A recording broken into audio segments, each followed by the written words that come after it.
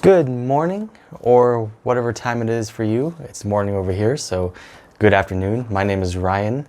Today is Friday, May 8th, 2020, and today I want to talk about some updates regarding the Paycheck Protection Program and the EIDL loan. As you know, last week on April 27th, the SBA released a second wave of funding for the Paycheck Protection Program, and in our video from a couple of days ago, we shared with you that for 5 days, from April 27th to May 1st, there had been already $175 billion of loan funding that's been approved.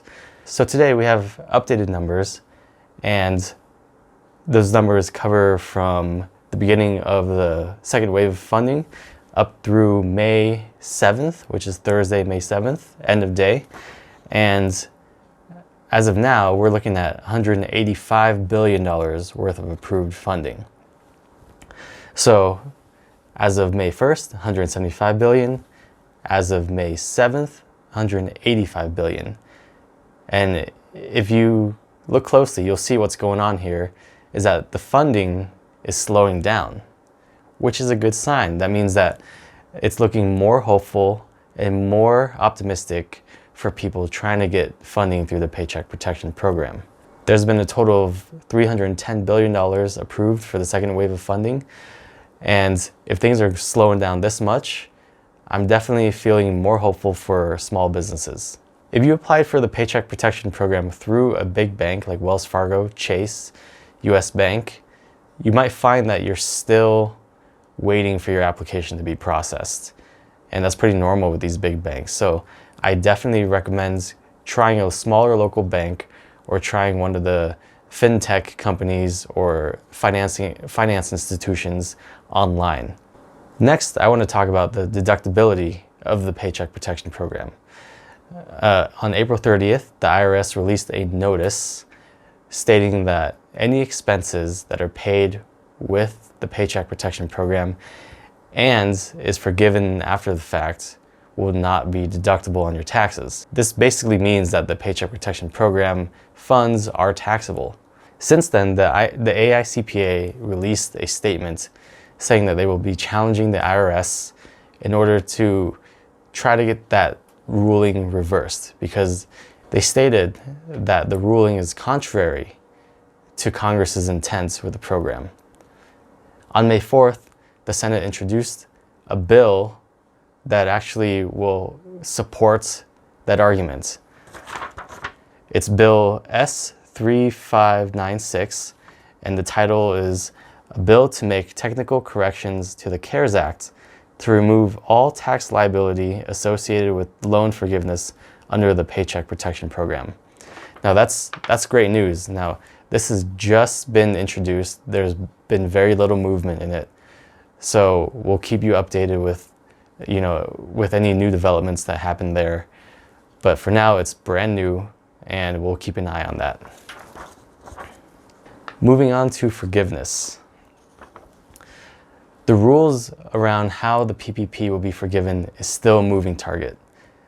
They released some guidance, but from all the questions I've been getting from my clients, there's still a ton of holes in the guidance, as there's going to be a lot of nuanced situations, and I don't even know how the SBA is going to handle that. So that's another thing that we will keep you updated as we learn more about. And just a quick update on the EIDL. They've reopened the online application. However, they've only enabled it for agriculture companies. Now what that means is you can still apply even if you're not an agriculture company, but they're not going to process your application.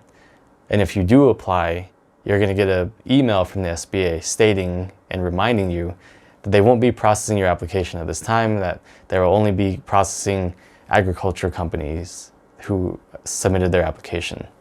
Now, if you already submitted your application before they disable the application, then you're still in line to be processed, and they are still processing those applications. However, if you apply now, after they reopened it, and you're not an agriculture company, they won't be processing it. And what we don't know is if you're going to be put in line or if your application just goes into the void, we don't know what's going on there. So, I mean, I'm telling clients right now, just to be safe, try applying.